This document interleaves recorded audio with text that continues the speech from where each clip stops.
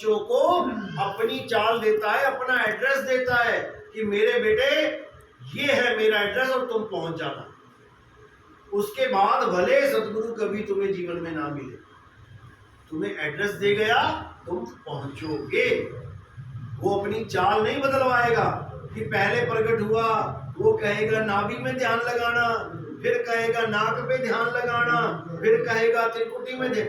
ये सब भ्रमजाल है, ये नकली गुरुओं की साजिश है ताकि तुम कभी पार ही ना हो पाओ। और ये नकली गुरु किसने भेजे हैं?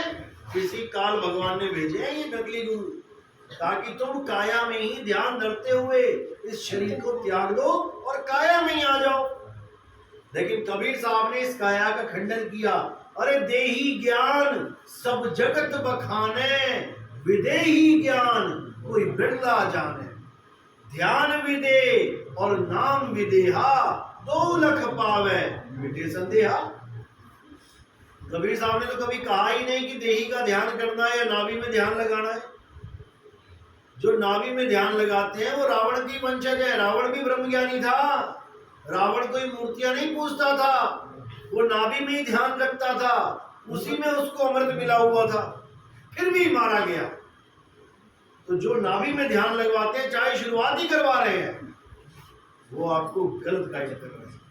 हवाई जहाज चलाना सीखने के लिए साइकिल नहीं सीखनी पड़ती कि पहले साइकिल चलाना आ जाए, फिर कार चलानी आ जाए, फिर ट्रक चलाना आ जाए तो हवाई जहाज चलाऊंगा। ऐसे ऐसे पायलट भी हैं जो साइकिल नहीं चला पाते, वो पायलट बने क्योंकि उनकी चाल ही अलग है। वो सड़क पे थोड़ी नहीं चलेंगे, उसकी चाल विहंगम है। लेकिन ये केवल उन लोगों के समझ में आएगी बात जो परमात्मा की चाल को समझते हैं।